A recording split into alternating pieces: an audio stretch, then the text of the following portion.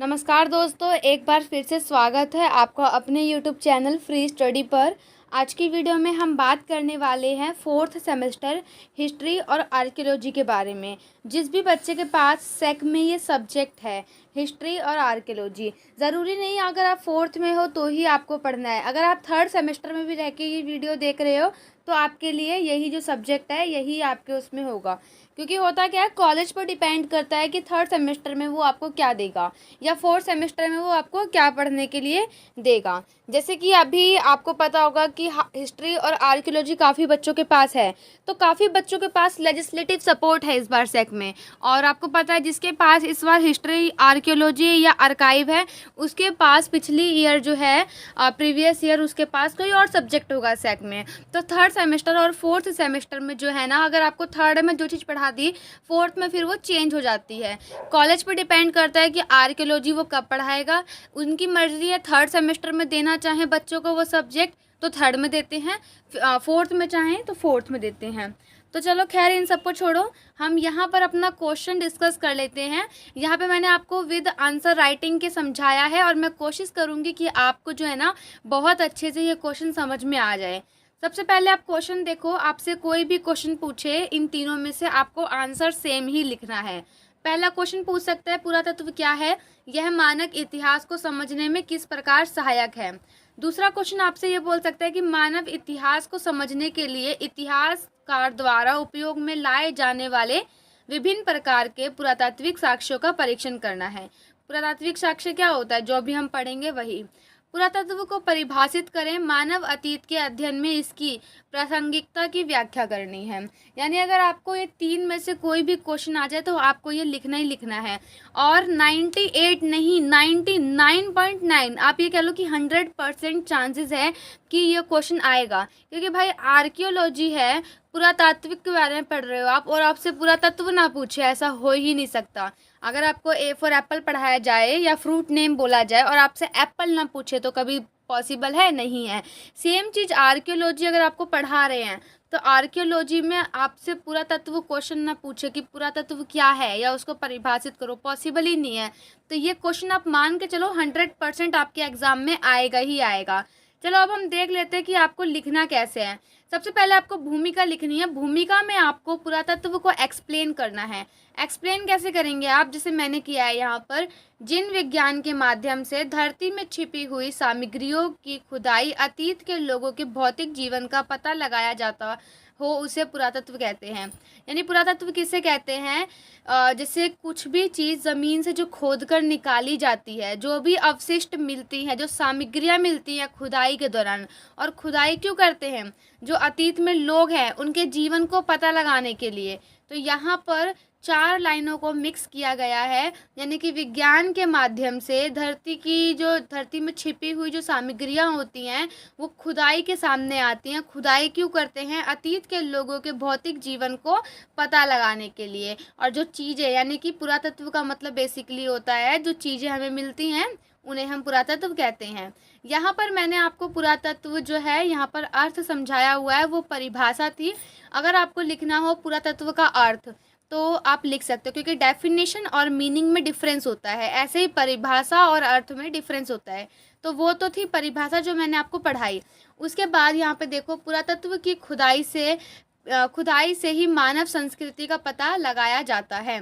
पुरातत्व का अर्थ क्या होता है, पुरातत्व 2 शब्दों से मिलकर बना है। पहला है पुरातन, दूसरा है तत्व। तत्व का मतलब होता है ज्ञान और पुरातन का मतलब होता है पुरानी चीज़ें या अवशेष। वही पुरातत्व आपका होता है, यानी कि पुरानी चीज़ें या पुराने अवशेष या पुरानी अवशिष्ट। अब ये तो हमने देख लिया भूमिका आपको कैसे लिखनी है और पुरातत्व। इसके बाद है कि पुरातात्विक स्रोत होते क्या है, हमें कैसे मनुष्य के जीवन के बारे में पता कैसे लगा कि मनुष्य यहाँ पे रहा, उन्होंने क्या किया क्या चीज़ नहीं किया, वो कैसे रहते थे, उनका खान पान रहन सहन कैसे कैसे पता लगा।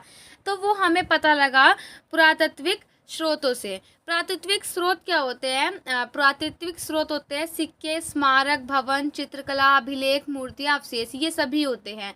यहाँ पर मैंने क्वेश्चन लिख रखा है, अगर आपसे ये पूछे कि पुरातत्व से मानव सभ्यता व संस्कृति की जानकारी कैसे मिलती है। ये जो क्वेश्चन है मैंने थंबनेल में ऐड नहीं कर पाई हूँ, मे बी माइंड से स्किप हो गया होगा। तो अगर आपसे ये क्वेश्चन भी पूछे तो आपको ऐसे ही लिखना है। तो भूमिका में मैंने आपको बताया कि आपको पुरातत्व को एक्सप्लेन करना है। आप देखो ये ऐसे लिखना है कि आपको मानव सभ्यता व संस्कृति की जानकारी। मानव सभ्यता तथा संस्कृति की जानकारी हमें स्रोतों से मिलती है। स्रोत दो प्रकार के होते हैं, पुरातात्विक और साहित्यिक। लेकिन हम यहाँ पे साहित्यिक को नहीं पढ़ेंगे, सिर्फ और सिर्फ पुरातात्विक के बारे में ही पढ़ेंगे। फिर यहाँ पर आपको अभी ये भी आपकी भूमिका ही चल रही है, स्टार्टिंग की जो लाइन है, तब उसके बाद आपको यहाँ पर लिखना है, परंतु हम पुरातात्विक स्रोतों के बारे में अध्ययन करेंगे। पुरातात्विक स्रोतों के अंतर्गत सिक्के, अभिलेख, मूर्तियाँ, चित्रकला आदि सम्मिलित हैं। हम एक एक करके सभी के बारे में अध्ययन करेंगे। सबसे पहले हम देख लेते हैं सिक्के। अगर इतिहासकार जो भी आर्कियोलॉजिस्ट रहे हैं उनको ज़मीन में से सिक्के मिले तो सिक्के क्या सिंबल देते हैं। सिक्के का मतलब सिक्के जो है ये सिंबल देते हैं कि सिक्के थे, यानी वहाँ पैसा था, यानी कि मुद्रा थी। मुद्रा थी तो ये इसका मतलब क्या होता है कि वहाँ पर व्यापार हुआ करता था। जब व्यापार था तभी वहाँ के लोग जो है आपस में व्यापार वगैरह करते थे। ठीक है, अब यहाँ पर सिक्के को आप ऐसे एक्सप्लेन कर सकते हो। पहला तो मैंने आपको अभी इजी वे में समझाया है, अब आपको एक्सप्लेन कैसे करना है आप वो देखो। पुरातात्विक सामग्री में सिक्कों का भी महत्वपूर्ण स्थान है। उसके बाद आहत सिक्के, जिस प्रकार किसी प्रकार का लेख ना हो, यानी आहत सिक्के उन सिक्कों को बोलते हैं जो नॉर्मल सिक्के होते हैं जिसपे किसी भी प्रकार का सिंबल, चिन्ह, लेख नहीं होता है, मतलब नॉर्मल एक सिक्का। और यहाँ पर एक सिक्का ऐसा भी मिला है, ये आप एग्जाम्पल के तौर पर लिख सकते हो। सातवाहन शासकों ने शीशे के सिक्के चलाए थे, क्योंकि शीशे के जो सिक्के हैं वो भी पाए गए थे। गुप्त शासकों ने सर्वाधिक सोने के सिक्के जारी किए थे, यानी सबसे ज़्यादा जो सोने के सिक्के जारी किए थे किसने किए थे? गुप्त शासकों ने। इससे क्या पता लगता है? इससे ये पता लगता है कि गुप्त काल में सोना बहुत ज़्यादा रहा होगा, यानी गोल्ड बहुत ज़्यादा था। ठीक है, उसके बाद है तिथि युक्त सिक्के से शासक का शासनकाल का पता चलता है, यानी कुछ सिक्के ऐसे भी पाए गए जिसमें कि तिथि यानी डेट वगैरह लिखी थी। अब डेट वगैरह लिखी थी तो उनसे डेट के बारे में पता लगा, और वहाँ पे पता लगा कि शासक जो है कि चंद्रगुप्त जो है इतने टाइम पर रहे, क्योंकि वो सिक्के जो है वो चंद्रगुप्त के काल में ही मतलब जो है जारी किए गए थे। उसके बाद है गुप्त के बाद जो काल आया, गुप्तोत्तर काल। गुप्तोत्तर काल में सिक्के दुर्लभ होते चले गए, यानी कि सिक्कों में कमी आती चली गई।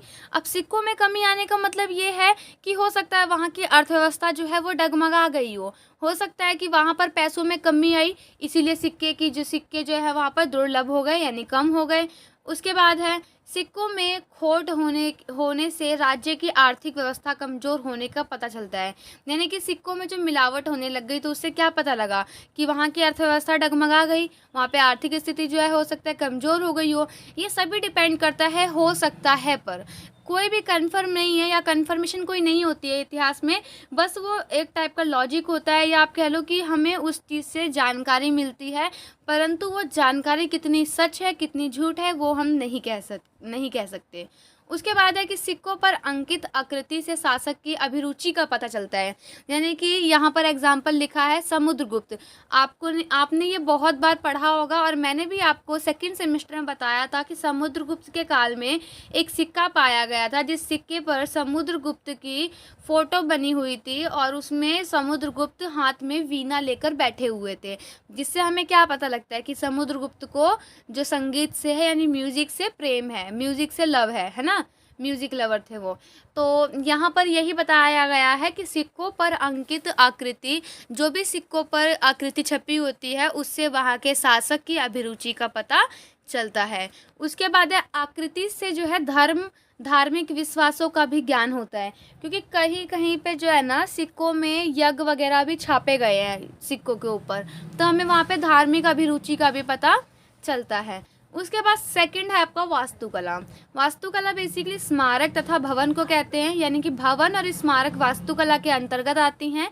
आकृति सभ्यता को दर्शाती है, यानी कि जो भी भवन या स्मारक पे जो भी आकृति बनाई गई होगी, जो भी डिज़ाइन बनाए गए होंगे वो सभ्यता को दर्शाती है। वास्तुकला से तकनीकी विकास, धार्मिक दशा, सभ्यता आदि का पता चलता है। तो वास्तुकला से हमें किसका पता लगता है? तकनीकी विकास का धार्मिक दशा का, सभ्यता का पता चलता है। और अगर आप इसका एग्जाम्पल लिख देंगे ना, जैसे कि मैंने आपको सिक्के का एक एग्जाम्पल बताया है, यहाँ पे मैं एग्जाम्पल लिखना भूल गई हूँ। अगर आपके पास कोई एग्जाम्पल हो ना वास्तुकला को लेकर कि वास्तुकला से हमें किस चीज़ के बारे में पता लगता है, कोई भी ऐसा एग्जाम्पल हो वास्तुकला को लेकर के जिससे आपको इतिहास के बारे में कुछ जानने को मिल रहा है, तो आप यहाँ पर एक वास्तुकला ऐड कर लेना। उसके बाद है मूर्तियाँ। गुप्त काल में मूर्ति पूजा काफ़ी प्रचलित हुआ करती थी, जिससे यह ज्ञान हुआ कि लोगों का धार्मिक विश्वास वहाँ पर बढ़ा। विभिन्न प्रकार की मूर्तियाँ तथा विभिन्न प्रकार के भगवान वहाँ पे पाए गए। कैसे पाए गए? क्योंकि हमें जो है ये सब खुदाई के दौरान मिला है, और जब ये चीज़ें मिली तो उस पर कोई ना कोई मतलब डेट वगैरह लिखी, जिसे कि हमने मतलब जो भी आर्कियोलॉजिस्ट रहे उन्होंने ये चीज़ पता करी। और चौथा, आप चित्रकला को डिफ़ाइन कर सकते हो। चित्रकला यानी कि जो भी पेंटिंग वगैरह जो होती थी, डिज़ाइनर वगैरह, जैसे कि हमारे घर में भी होती है, घोड़ों की पेंटिंग होती है, काफ़ी ज़्यादा आपने पेंटिंग देखी होगी। तो जैसे आप वहाँ पर जो है ना अलग अलग टाइप की पेंटिंग भी पाई गई है, जिसमें ग्रामीण चित्र का वर्णन किया गया है, बैलों को दर्शाया गया है, खेती करते हुए मजदूरों को दर्शाया गया है।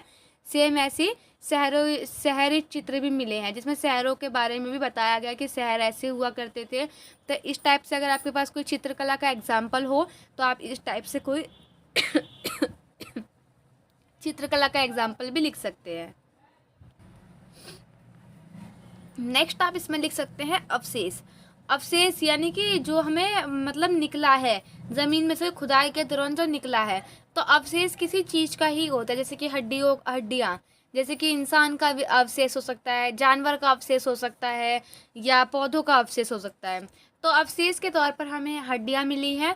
हड्डियाँ मनुष्य और जानवर आप दोनों की लिख सकते हो। मनुष्य की मृत्यु के बाद की प्रक्रिया का पता चला, जिसे क्रियाक्रम कहा गया। यानी कि जब हड्डी वहाँ पर आर्कियोलॉजिस्ट को मिली, यानी जो भी पुरातत्वविद जो भी रहे, उनको जब पता लगा कि मतलब ये हड्डी है, उन्होंने फिर अपने साइंस जो भी उनका लैब वगैरह होता है वहाँ पे टेस्टिंग की, तब पता लगा कि ये इंसान की हड्डी है।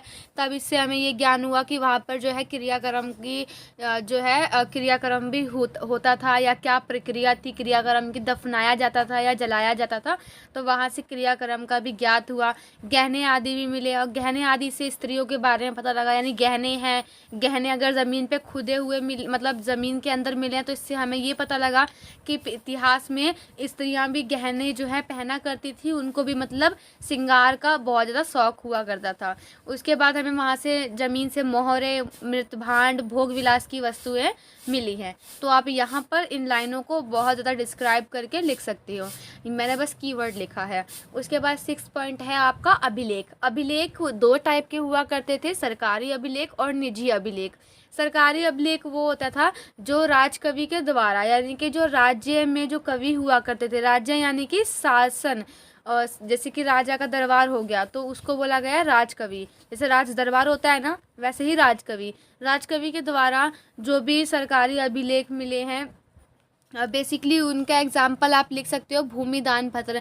यानी कि किसी को गिफ्ट में अगर भूमि देनी है तो अभिलेख के द्वारा, जैसे एग्रीमेंट वगैरह आपने देखा होगा, एग्रीमेंट वगैरह सुना होगा, एग्रीमेंट वगैरह, तो एग्रीमेंट को ही जो है अभिलेख कहा जाता है। तो 2 टाइप के एग्रीमेंट होते हैं, सरकारी यानी गवर्नमेंट और प्राइवेट। और निजी अभिलेख तो जैसे कि हम अपना खुद ही कुछ एग्रीमेंट कर लें या अपना खुद ही कुछ लिख लें। तो मतलब एग्रीमेंट दिया जाता था कि ये भूमि जो है आपको दान में दी गई है, जो कि राजकवि द्वारा लिखी जाती थी, और उसको सरकारी अभिलेख कहा गया है।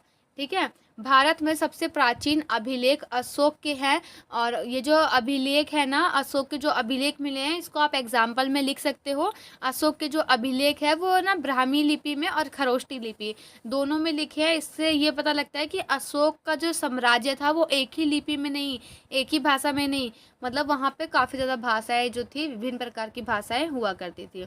उसके बाद है अभिलेख का उद्देश्य कौन, कब और क्यों के बारे में विश्वसनीय यानी कि ट्रस्टेबल साक्ष्य और जानकारी प्रदान करना है। जो अभिलेख है तो अभिलेख में मतलब लिखावट मिला है, लिखा हुआ मिला है। अब लिखा हुआ मिला है तो इसका मतलब किसी इंसान ने लिखा है, झूठा तो वो लिखेगा नहीं, वो सच ही लिखेगा। तो अभिलेख जो है ना वो विश्वसनीय साक्ष्य होता है इतिहास को जानने में, ठीक है। उसके बाद आप अपना निष्कर्ष लिख सकते हो। तो वीडियो कैसी लगी और क्वेश्चन कितना समझ में आया भी कि नहीं आया, ये आप मुझे कमेंट करके ज़रूर बताना। मिलते हैं ऐसे ही एक नेक्स्ट वीडियो में, तब तक के लिए जय हिंद जय भारत। और अगर अभी तक आपने हमारे चैनल को सब्सक्राइब नहीं किया है तो चैनल को सब्सक्राइब ज़रूर करें।